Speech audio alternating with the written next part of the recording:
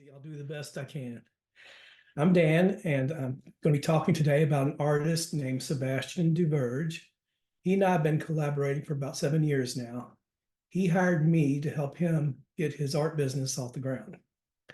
And so I have a slideshow I'll share, but I want to begin by showing a video. Sebastian is succeeding as a self-employed artist. The state of Kentucky has a series of videos they've done to promote Kentucky art and Kentucky artists.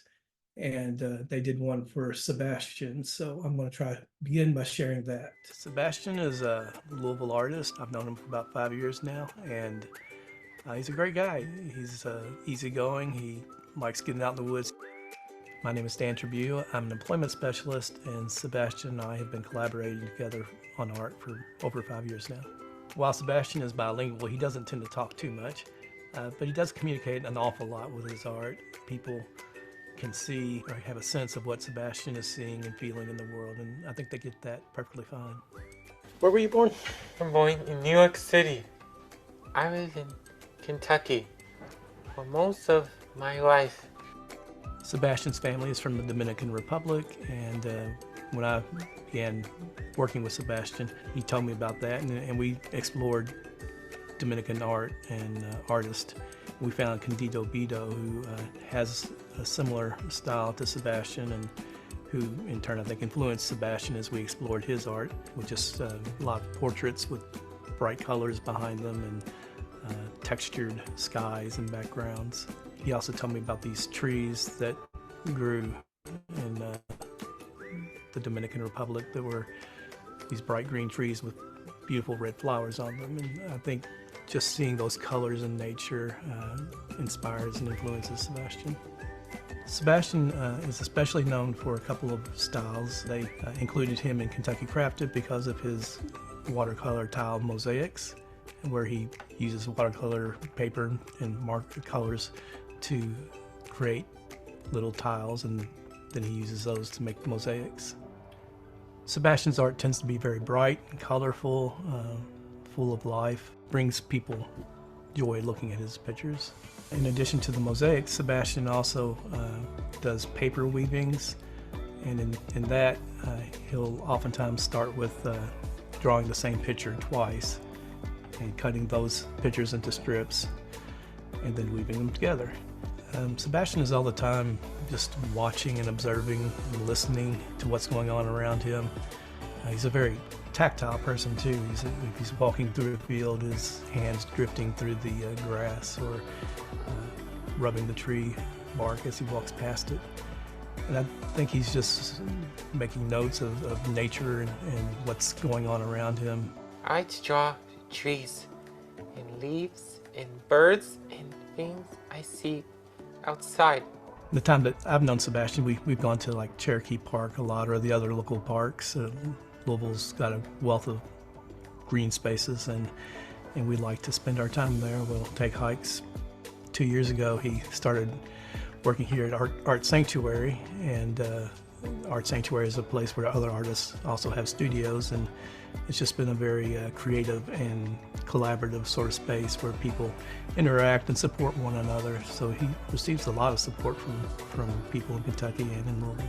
Sebastian's first solo show that I know of was at Expressions Gallery here in Louisville, and was a very successful show. They told us that his art sold more than anybody else's in their studio history, and that more visitors came. I enjoy spending time with Sebastian. He's just a cool young man, and I think we motivate one another to do work, and that's pleasing. It's great that people of different ages and different backgrounds can get together and find some common ground and some commonalities. So I've met Sebastian. Sebastian is 30. I met him about 7 years ago, and Manning the Edge, our agency, started working with him a couple years before that.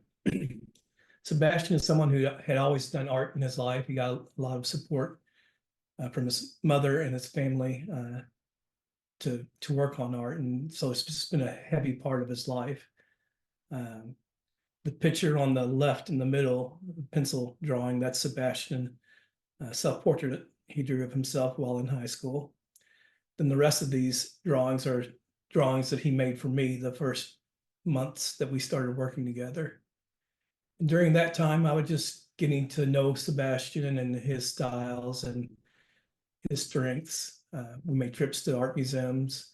We researched Dominican Republic artists, where his family was from. Eventually, when he had large enough stock of art, we had a show where we attended some festivals and also had a show where he sold his art as a chance to get some feedback.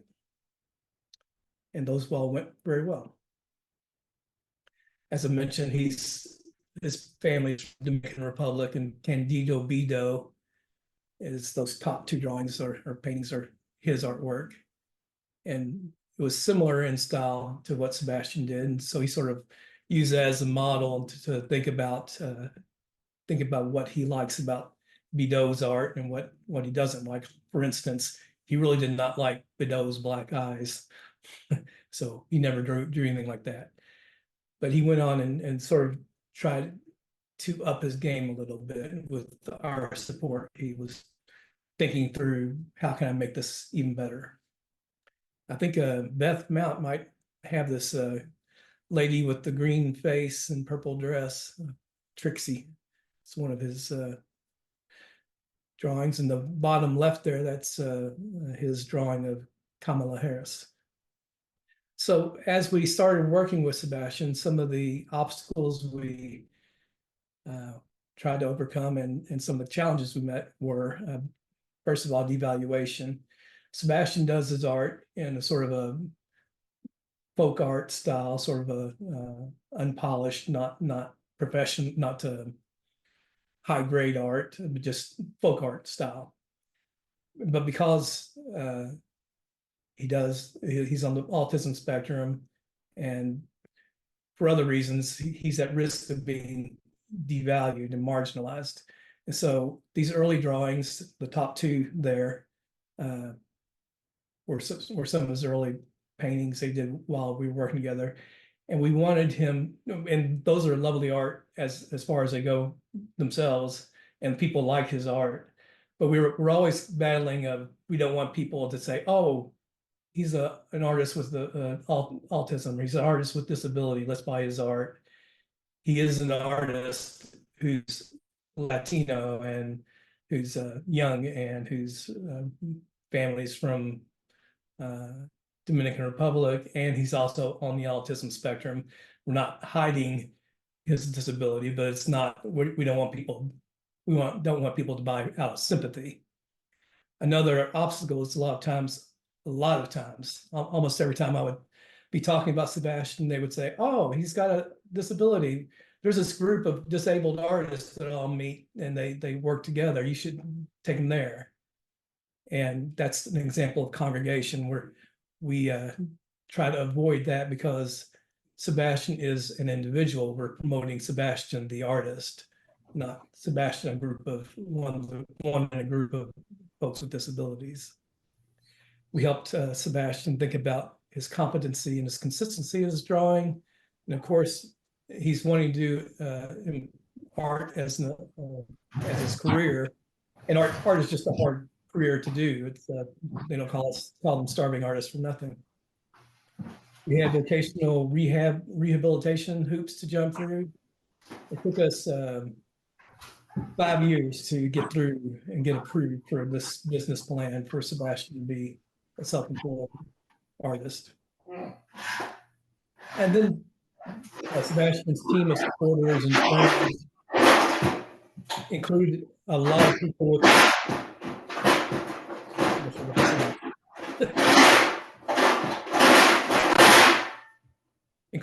people with creativity and art backgrounds, but none of us had much in the way of business background. So his team's lack of business knowledge was an obstacle to overcome. And then just finding Sebastian's own set of styles and finding that area where people's genuine love of Sebastian's art meets with his joys and his strength. So we began working with Sebastian, thinking about what styles would work for Sebastian. And when we looked at what works, we're looking at what comes naturally or easily ish for Sebastian. And with that, I'd like to read a quote from Norman MacLean, who wrote the book A River Runs Through It. And here he's speaking of his father, who was a preacher and a fly fisherman.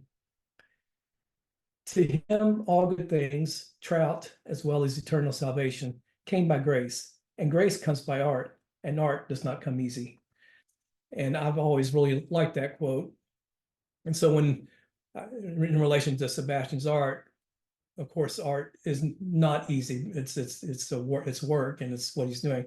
But what comes naturally and most easily for Sebastian that he also does well, and that he does consistently well, because any artist will do this painting, this drawing, and oh, this first one didn't come out. The second one is a little bit better, but still didn't come out. The third one, okay, that's pretty good. So he's doing a lot of art, and not all of it's going to be great. But the more he has art that turns out good, the better it is for him as a business person. And also, what does Sebastian like to do? When he was looking at Bidot's art, some of Bidot's art had a whole lot of dots in the background. And Sebastian could do that, and he did that in some of his drawings. But he eventually decided he really did not like doing those. And so we just faded that element out. That middle picture on the right, the teddy bear that's in a sort of a woven pattern, that's something he did in high school. And so looking at his old high school art, we saw that. We thought, let's revisit that. And so we started doing these drawings where we would do the same drawing twice, cut them into slices, and then weave them together. And that got a lot of positive feedback from the art supporters who liked his art. And then from there, a lot of Sebastian's art, including the woven art, was sort of blocky or quilty looking. And that led us to thinking about doing these mosaic tiles. And so he's drawing or painting the paper and then cutting them in tiles and making his pictures, his mosaics. And that is really one thing that really kicked off his success to an even greater level.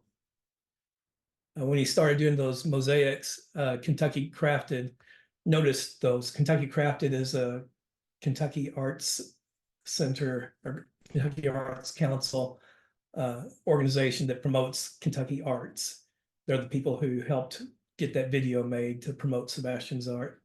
And they have a juried process where some Kentucky artists can become a Kentucky Crafted artist. And Sebastian was selected for that. So that opened up Sebastian's art to all of the state of Kentucky and people who followed art in Kentucky. And so as we were thinking about this work, we always, in all our work, we think about if you're trying to fit in with this group, this book club, this gardening club, or this art world, what do we look at what other artists are doing? So other artists study other artists. They collaborate with artists, they associate with artists, they practice a lot, they work in a studio, they join art groups, they get their art out there, and they do social media. And so Sebastian did all of that. He joined the Louisville Visual Arts group here in Louisville, our city. He did eventually get accepted into Kentucky Crafted. He started renting at a studio and collaborating with other artists, and of course, doing his website and social media. The bottom left here is the photo at the bottom left is Sebastian shaking hands with the governor of Kentucky, because Sebastian was commissioned to create art awards to give to every year. There's a Kentucky Governor's Award for Arts, and 10 promoters of art are given those awards. So Sebastian's was selected to make the awards to give to those artists. So he's been making lots of connections. And then just real quickly, I think I'm probably about out of time, but what things that Madeline has done to help Sebastian reach this level of success, as we have social role valorization is one of our core things that we learn. I know not everybody in this group may not know what social role valorization is, or SRV, but look it up. It's a way of let me see, I've got a definition here. Valued social roles and the benefits associated with them are key to having the good life. And so folks who with disabilities and other marginalized groups are at risk of being devalued. So we need to find valued social roles for them. We also learn about systematic instruction, which is just a way of breaking down tasks into smaller steps that we can understand how to do. Mattingly does work at making good connections. Like when I was being considered to work with Sebastian, they knew that I liked art and I like hiking, and Sebastian likes art and hiking. So that was like sort of natural connection. And also it allowed me to play to my strengths and help Sebastian play to his strengths. And one result of that is just going to work with Sebastian every day or every time I go to work with him it's a fun thing to do for me because we're doing art together. That's fun. And that's smart on Mattingly's part to play to those strengths and connections. Mattingly was able to allow the time for Sebastian to grow his business.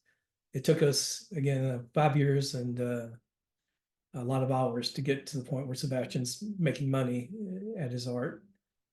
And so for most of that time, we were not making money. Vocational rehab has an outcome payment basis in Kentucky. So we were paid $8,000 for that 5 years worth of work, which did not come out to a living wage for us. But we were able to have a good board support and funding to help cover that. And the successes, Sebastian's had some of the largest art shows in a couple of galleries here in town. He got his business plan completed eventually and accepted by OVR. He became a Kentucky crafted artist. There's a group here in town called JFCS, which has this prestigious awards every year called the Mosaic Awards. And so they've eventually hired Sebastian, commissioned Sebastian to start creating those awards. And he's been doing those for 4 years now. It was a natural fit for them, and it's a real good fit for us. He had his art traveling the state with his connections with the Kentucky Arts Council. He's been on the radio and in news stories. And as someone who doesn't speak much, figuring out how to help Sebastian be on the radio was a trick. So, but he did it. And the tourism department, not only is there that video, but his art is featured in a magazine that's distributed across the state. And he's made connections with Presbyterian Church USA. He's just in other words, he's getting more and more commissions and more connections. This commission leading to another. And so it's just been a great joy to be working with Sebastian. And I don't know, are there any questions or am I done?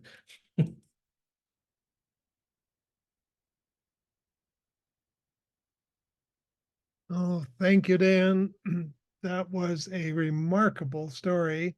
And the lessons that are available to all of us about inclusion are deep and enduring. So thank you very much for that.